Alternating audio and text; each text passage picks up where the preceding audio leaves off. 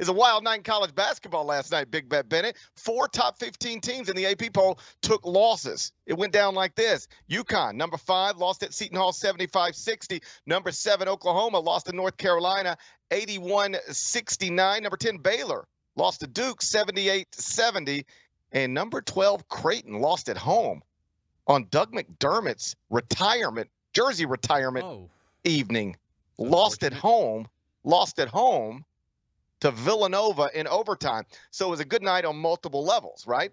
One of the only 2 teams that have beaten Memphis this year is Villanova. Villanova added a quad 1 win last night in Omaha. That is going to enhance Memphis's resume because the better Villanova is, the better Memphis's loss to Villanova looks.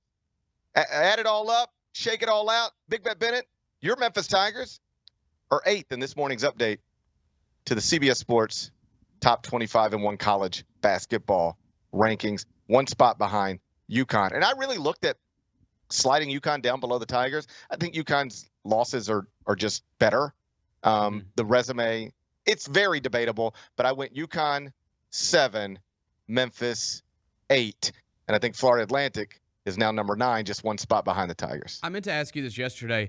Do you think that just based on how this works with the top 25 rankings, if they're able to get in that top 10 soon, the Tigers, will they be able to stay there just based on the opponents that they're going to be playing going forward? Yes. Yeah. Yes. So once you get there, you're going to stay there regardless. Once you get there, you stay. I get asked every single day, why do I have Houston in the top 5? Because Houston does not have one of the 5 best resumes in the country. Houston is one of the 3 remaining undefeated teams, but they don't have many big wins. They got a nice one over the weekend against Texas A&M, but Texas A&M is an unranked basketball team right now.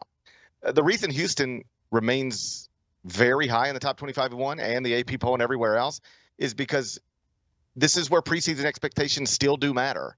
Like, if you thought Houston was going to be great, what has happened that would make you move off of that? Nothing. They haven't lost. They've beaten everybody. The computer numbers are super duper strong. In fact, I think Houston is still number 1 at KenPom. They are. So they're 11-0. They don't have wins as good as even Memphis's wins. But when you are expected to be great and you don't do anything to move anybody off of that opinion, then you just stay where you're at and you gradually move up as other teams lose. Similarly, for a program like Memphis, now that it has the body of work it's already created, 7 wins in the first 2 quadrants, and no team in the country has more. Only Purdue has as many, and that's number 1 Purdue. Once you establish yourself as a, quote, top 10 team or top 15 team, wherever we want to put the bar, no, they will not start dropping because they're just beating bad teams in their league. People will say, hey, we saw them play Clemson. We saw them play Virginia. We saw them play Texas A&M. We saw them play Arkansas. We saw them play Michigan. You can't hold them accountable for their league. It'd be one thing if they beat nobody outside of the league and now they're just beating nobody inside the league. Well, then you can do whatever you want to with that.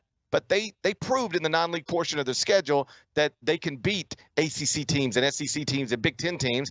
Now they don't get a chance to play them anymore. All they can do is beat the people in front of them. And as long as they consistently do that, they will continue to maintain their place in the polls and perhaps even improve. So, again, the AP poll's got some pretty big adjustments to make to catch up with me. I think you'll see them eventually do it. But to answer your question the simplest way, if Memphis can get into the AAC still with only 2 losses, and let's just say across the board top 15 ranking, they will, and then as long as they don't start taking bad losses in the league, they will stay in the top 15 the entire rest of the year.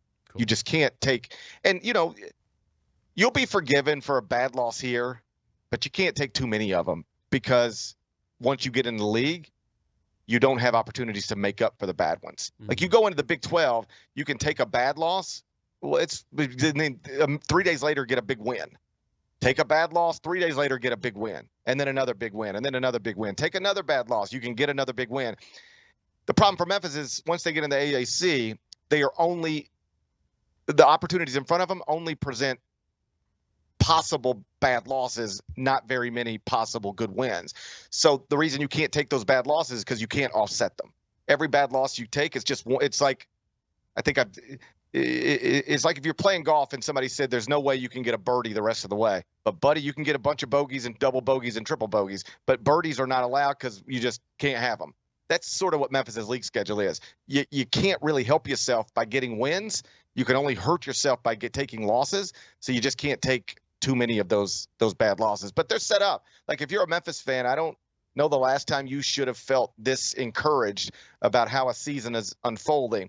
They are set up to make a big jump in the AP poll on Monday, as long as they handle business this weekend.